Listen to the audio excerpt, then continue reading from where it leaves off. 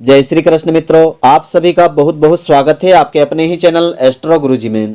मित्रों, यदि आपने अभी तक हमारे चैनल को सब्सक्राइब यदि नहीं किया हो तो अभी सब्सक्राइब कर लें और बेल आइकन को अवश्य दबाएं, जिससे हमारे अगले आने वाले नए वीडियो की नोटिफिकेशन सबसे पहले आपके पास पहुंचे।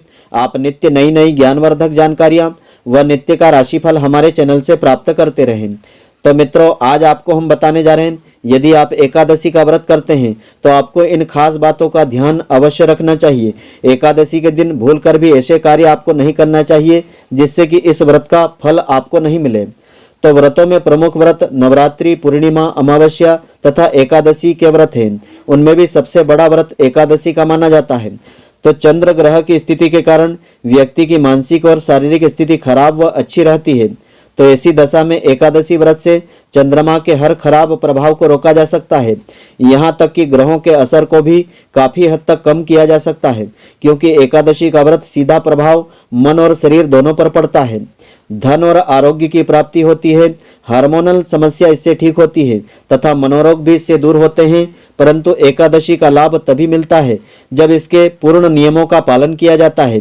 तो इस बार एकादशी के दिन आप इन नियमों का यदि पालन करेंगे तो एकादशी के व्रत का आपको संपूर्ण फल प्राप्त होगा। तो एकादशी के दिन आपको किन किन नियमों का पालन करना चाहिए? एकादशी के दिन चावल का प्रयोग करने से आपको बचना चाहिए। इसे खाने से व्यक्ति का मन चंचल होता है और प्रभु भक्ति में मन नहीं लगता है। पौराणिक कथा के अनुसार माता शक्ति के क्रोध से बचने के लिए महर्षि मेधा ने शरीर का त्याग कर दिया था और उनका अंश पृथ्वी में समा गया था। चावल और जौ के रूप में महर्षि मेधा उत्पन्न हुए थे, इसीलिए चावल और जौ को जीव माना जाता है। तो वैज्ञानिक तथ्य के अनुसार चावल में जल तत्व की मात्रा अधिक होती है। जल पर चंद्रमा का प्रभाव अधिक पड़ता है। चावल खाने से शरीर में जल की मात्रा बढ़ती है। इससे मन विचलित होता है, चंचल होता है और मन के चंचल होने से व्रतों के नियमों का पालन करने में बाधाएं होती है। और एकादशी के दिन दातून करना भी वर्जित होता है। इस दिन किसी पेड़ पत्ती की फूल पत्ती नहीं तोड़ना चाहिए। एकादशी के दिन लहसुन प्याज का सेवन करना वर्जित होता है। इसे गंध युक्त और मन में काम भाव बढ़ाने की क्षमता के कारण अशुद्ध माना गया है। और एकादशी के दिन उपवास करें या नहीं करें, लेकिन ब्रह्मचर्य का पालन आपको अवश्य करना चाहिए। इस दिन संयम रखना अति आवश्यक होता है। एकादशी को बिस्तर पर नहीं, जमीन पर सोना चाहिए। मांस और नशीली वस्तुओं का सेवन भूल से नहीं करना चाहिए। स्नान के बाद ही कुछ इस दिन आपको लेना चाहिए। एकादशी के दिन झूठ बिल्कुल नहीं बोलना चाहिए, इससे पाप लगता है। झूठ बोलने से मन दूषित हो जाता है और दूषित मन से पूजा नहीं होती है। एकादशी के दिन भूल करके आपको क्रोध भी नहीं करना चाहिए। और एकादशी के दिन पान खाना भी वर्जित माना गया है। पान खाने से मन में रजोगुण की प्रवृत्ति बढ़ती है, इसलिए एकादशी के दिन पान नहीं खा करके व्यक्ति को सात्विक आचार विचार रख करके प्रभु भक्ति में मन को लगाना चाहिए। और एकादशी का व्रत पूर्ण विधि विधान से यदि आप करते हैं तो उसका पूर्ण फल आपको मिलता है। तो एकादशी के व्रत की संपूर्ण विधि इस प्रकार से है। तो व्रत उपवास का महत्व हर ग्रंथ में दिया होता है।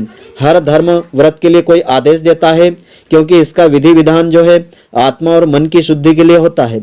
व्रत एवं उपवास करने से ज्ञान शक्ति में वृद्धि होती है, सद्विचारों की शक्ति प्राप्त होती है। व्रत एवं उपवास में आहार का त्याग एवं सात्विक भोजन का विधान होता है। इसलिए व्रत आरोग्य एवं दीर्घ जीवन की प्राप्ति का उत्तम साधन होता है।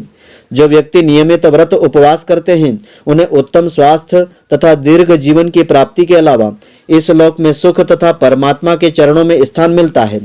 तो नारद पुराण में ऐसा बताया है।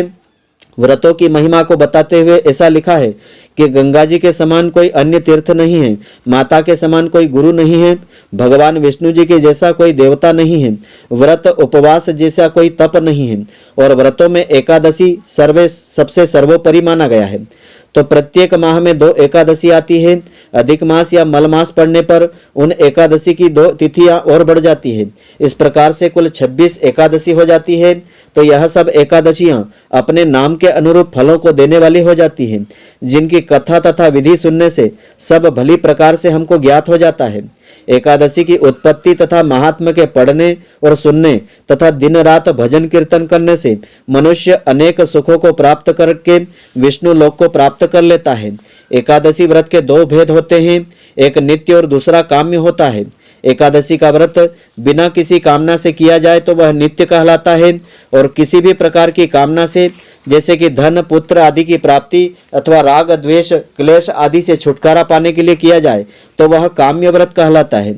एकादशी का व्रत का आरंभ करने का शुभ समय चैत्र का महीना होता है, वैशाख का महीना होता है, माघ और मार्गशीर्ष की एकादशियां होती है।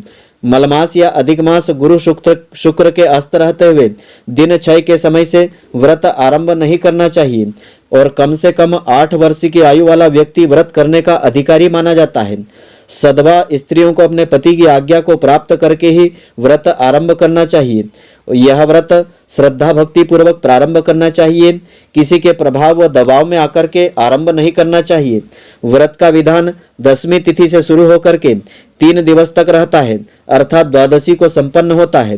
द्वादशी के दूसरे पहर में व्रत का पारण किया जाता है, अर्थात इस दिन सुपात्र ब्राह्मण को भोजन करवा करके इस व्रत का पारण आपको करना चाहिए।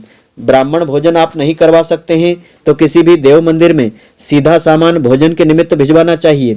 यदि एकादशी का व्रत करना आप भूल जाएं तो द्वादशी को व्रत करके त्रयोदशी के दिन इसका पारण आप कर सकते हैं। तो व्रत के प्रथम दिवस अर्थात 10वीं के दिन 3 दिन तक द्वादशी तक गंध मांस तांबूल फूल सहवास यानी ब्रह्मचर्य का पालन आपको अवश्य करना चाहिए। इसमें उड़द मसूर चना चावल आदि और तेल शाक आदि का त्याग आपको करना चाहिए, और कांसे के पात्र में भूल करके भोजन नहीं करना चाहिए। झूठ बिल्कुल नहीं बोलना चाहिए। जुआ सट्टा आदि खोटे कर्मों से आपको दूरी बनाए रखना चाहिए। स्नान आदि नित्य कर्म से निवृत्त होकर के एकादशी व्रत का संकल्प आपको लेना चाहिए। श्रद्धा भक्ति के साथ श्री हरि का व्रत विधि विधान के साथ करना चाहिए। जप हवन पाठ भजन कीर्तन आदि में अपना समस्त दिन व रात आपको व्यतीत करना चाहिए। इस दिन भूल करके आपको दिन में नहीं सोना चाहिए। व्रत करने वाला यदि अशक्त हो, दुर्बल हो अथवा रोगी हो तो दूध फल औषधि आदि का सेवन कर सकता है। इस प्रकार व्रत करते हुए जब भी आपकी इच्छा हो इस व्रत का उद्यापन करके व्रत को समाप्त कर सकते हैं। व्रत का उद्यापन किसी योग्य आचार्य के द्वारा आपको करवाना चाहिए। तो 26 ब्राह्मण दंपतियों को सात्विक भोजन इसमें करवाना चाहिए तथा अपने सगे संबंधियों परिवार तथा इष्ट मित्रों को भोजन करवा करके फिर स्वयं भोजन लेना चाहिए। दान दक्षिणा गौदान आदि आपको करना चाहिए। विधि पूर्वक योग्य आचार्य के द्वारा शास्त्र की विधि के अनुसार उद्यापन करवाने से एकादशी के व्रत की सिद्धि प्राप्त होती है। और एकादशी व्रत में शाकाहार के नियम इस प्रकार से है। एकादशी के दिन सागार का विशेष विधान होता है। जिस दिन जो सागार लेना हो उसमें केवल रहना कठिन यदि हो तो पहले ग्रास में उस विशेष सागार को लेकर के पीछे शाकाहार या फलाहार आपको लेना चाहिए। तो उत्पन्ना तिथि को गुड़ लिया जाता है और बादाम लिया जाता है।